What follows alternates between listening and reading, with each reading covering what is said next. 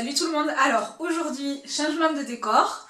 On se retrouve dans la chambre de mon futur bébé pour vous tourner une vidéo sur ce que j'amène dans ma valise de maternité. Donc je vais vous faire ça en deux parties. Je vais faire d'abord la première partie sur ce que j'amène dans mon sac pour la salle de naissance. Parce que je ne vais pas tout prendre en sac de naissance. Et puis ensuite je vous ferai la deuxième partie sur ce que j'aurai avec moi dans ma valise pour le séjour à la maternité, voilà, une fois que j'aurai accouché. Voilà, donc on y va. Je vous montre dans quel sac, enfin quelle est la taille de mon sac pour la salle de naissance. Alors, moi j'ai un sac comme ça, voilà, et je vais vous montrer ce qu'il y a dedans. Alors déjà, première chose, la chose la plus importante, mon dossier avec tous les examens que j'ai fait pendant ma grossesse, avec mon carnet de santé, voilà, donc ça, le dossier, c'est très important. Ensuite, je me suis pris des habits pour être assez à l'aise, donc une tenue pour moi. Alors en espérant quand même que j'ai le temps de me changer, enfin normalement j'aurai le temps de me changer avant de partir, donc je me mettrai déjà dans une tenue où je serai assez à l'aise. Mais on ne sait jamais si je dois me changer parce que je rends la poche des os ou je ne sais quoi, si je me tâche, voilà, que j'ai une tenue de secours, avec moi. Donc qu'est-ce que je me suis pris? Je me suis pris un t-shirt, alors c'est pas des choses jolies, hein. Je me suis pris un t-shirt ample et un peu long, parce que si je me retrouve en culotte, c'est pas mal de... moi j'aime pas trop la nudité, donc j'ai pas envie de me retrouver les fesses à l'air tout le temps. Des chaussettes chaudes, parce que vous aurez froid aux pieds et vous pouvez vous garder des chaussettes voilà, hein, quand vous accouchez, et un legging de grossesse, voilà, manière d'être à l'aise. Après je suis pas sûre que ça soit très utile ce legging, parce que comme on est quand même examiné assez régulièrement, si je dois l'enlever à chaque fois, le remettre, nanana, je sais que ma sage-femme m'a conseillé d'emporter avec moi un paréo pour que ça soit très facile à mettre et à enlever, mais j'en ai pas. Je ne vais pas en acheter un pour l'occasion, il faudrait que je m'en fasse prêter un. Donc pensez-y, vous, si vous en avez un paréo, ça peut être vraiment la bonne solution. Ou je sais pas moi, un petit short, enfin quelque chose de facile à enlever et à mettre. Là, le legging, je suis pas sûre que ça soit la meilleure option, mais en tout cas ça sera une bonne option si j'ai besoin d'aller marcher, déambuler dans les couloirs, ou même un peu à l'extérieur de l'hôpital, etc. Là au moins voilà, j'ai tout qui est couvert. Ensuite, je me suis pris aussi un maillot de bain, parce que dans ma maternité, ils ont une baignoire, voilà, pour se détendre un peu pendant le travail. Et toujours pareil, si vous n'êtes pas à l'aise avec la nudité, vous n'êtes pas obligé d'être complètement à poil dans la baignoire. Donc moi, j'ai pas l'intention d'être toute nue, donc, enfin, parce que je me sentirais pas à l'aise, donc autant pas le faire. Donc du coup, je me suis pris un maillot, pour le coup un maillot de pièces pour que ça soit plus simple.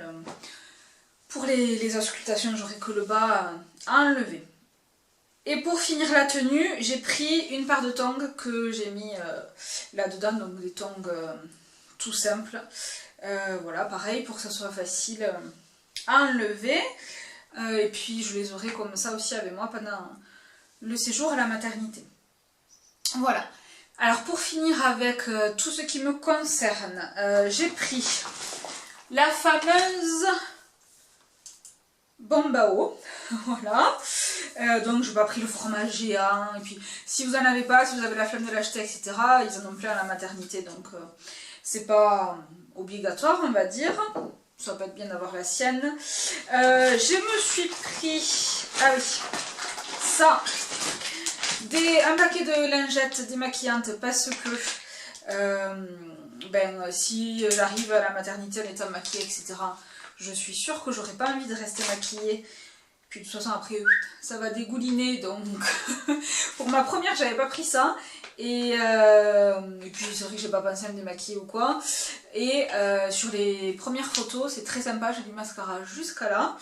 Donc et puis voilà, pour me rafraîchir, pour me passer ça sur le visage. Des lingettes démaquillantes, et puis toujours pareil, je les aurai avec moi. Ensuite pour le séjour, je me suis pris une bouteille d'eau pour moi et pour le papa. Alors moi je sais que j'aurai pas le droit de boire si j'ai la péridurale, mais bon, je n'aurai pas la péridurale de suite, et puis le papa il a le droit de boire. Voilà. Je me suis pris un paquet de Kleenex, ça peut toujours servir, mais bon si on n'y pense pas, voilà.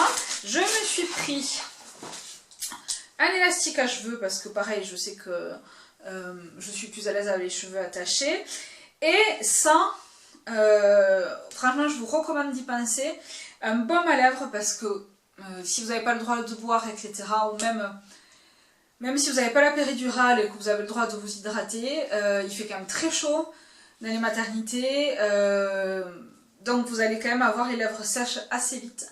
Et moi personnellement je déteste ça, je pense qu'il y en a beaucoup d'entre vous qui comprendront, donc ça pèse rien de la valise. Donc un baume à lèvres tout neuf, voilà, que j'ai acheté pour l'occasion.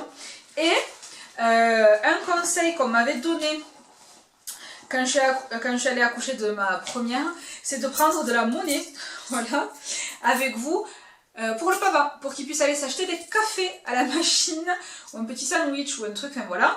Et si vous n'avez pas de monnaie, vous allez vous retrouver comme des couillons, parce que le papa ne pourra pas aller à la machine à café.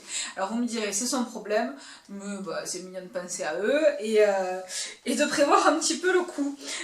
Voilà, et quand même pour finir, je me suis pris aussi de l'homéopathie. Alors, ça c'est ma sage-femme qui me l'a prescrite.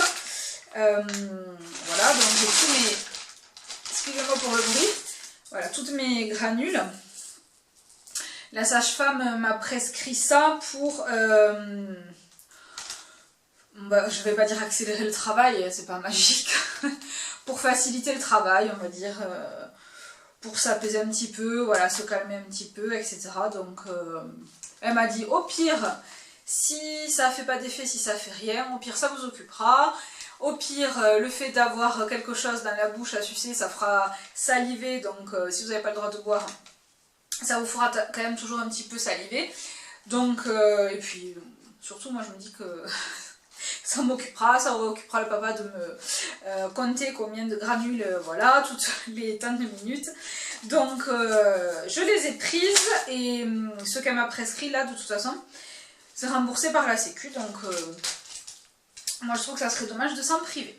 Voilà, donc ça c'était pour ma partie, et ensuite on va passer à ce que j'ai pris pour bébé. Donc quand elle va arriver, j'ai pris déjà une gigoteuse. Après ça dépend des maternités. Si vous ne l'avez pas avec vous de suite et que vous l'avez qu'une fois que vous êtes en chambre, ça va bien aussi, mais bon, moi comme mon sac était assez grand, ça rentrait. Donc j'ai pris cette gigoteuse, voilà, c'est de la marque Sauton. J'adore cette marque, ils font des trucs trop mignons. Voilà, sa gigoteuse. Je lui ai pris une tenue, alors là, prévoyez du naissance et du 1 mois, parce que vous ne pouvez pas savoir quelle taille va faire bébé. Donc moi pour ma première j'avais prévu les deux, et heureusement j'avais commencé par donner le taille naissance, et puis la sage-femme m'a dit elle est trop grosse, ça ferme pas, est-ce que vous avez prévu autre chose, et du coup je lui ai donné ce que j'avais prévu en pyjama 1 mois. Donc du coup je vous montre mes deux options. Alors j'ai deux options pour le body. Donc j'ai pris une taille naissance, voilà, manche longue qui s'ouvre devant, un petit bateau, et je lui ai pris un body un petit peu plus grand de H&M. Alors ils disent que c'est 0,1 mois, voilà, et quand je compare avec le taille naissance de petit bateau, je vois bien que celui-là il est beaucoup plus grand et donc pour tout vous dire, celui-là c'est du recyclage, je l'ai utilisé pour mon aîné. Effectivement, il est plus grand que le taille naissance. Et c'est une super option là, les body H&M 0-1 mois, parce que c'est vraiment entre le naissance et entre le 1 mois. Donc il y a des tailles 1 mois qui peuvent être trop grandes dans d'autres marques. Là, vous êtes quand même à peu près sûr, sauf si vous faites vraiment une crevette, que les body 0-1 mois H&M, ils iront bien. Voilà, ils seront ni trop petits ni trop grands. Voilà, ça c'est un bon compromis, c'est entre les deux. Et du coup, pour le pyjama, où est-ce que je l'ai mis? Voilà. Pour le pyjama, j'en ai pris qu'un parce que, pareil, j'ai pris un pyjama H&M 0-1 mois. Voilà. Avec le petit mouton dessus, donc vous voyez, c'est du H&M. Et je sais pareil que c'est entre le naissance et le 1 mois. Donc comme il ne me prévoit pas non plus un bébé tout petit, j'ai pas besoin de prévoir vraiment du naissance. Mais je sais pas non plus si, si elle va être très grande. Donc là, je sais que ça va y aller forcément. Je pense que vous pouvez pas vous tromper avec ça. Ensuite, je lui ai pris un bonnet. Voilà. Je lui ai pris des petites moufles. Hop. Comme ça. Anti-griffure. Le gilet. Enfin, la brassière, quoi. Voilà. Et j'ai pris au cas où, s'ils veulent les lui mettre, mais ça je sais pas, des petits chaussons, comme ça, en laine. Je sais que ça peut être bien, vous pouvez prendre des chaussettes aussi, ça fait pareil. Ça peut être bien si le pyjama il est trop grand, hop, ils mettent ça sur le pied pour caler le pyjama en fait. Au-delà de... pour leur tenir chaud, ça leur permet de caler bien le pyjama et qui glisse pas. Voilà, tout ce que j'ai prévu dans ma valise pour la salle de naissance. Et pensez bien à vous abonner pour pas rater la prochaine vidéo qui sera sur partie 2, la valise pour le séjour à la maternité. Voilà, je vous embrasse.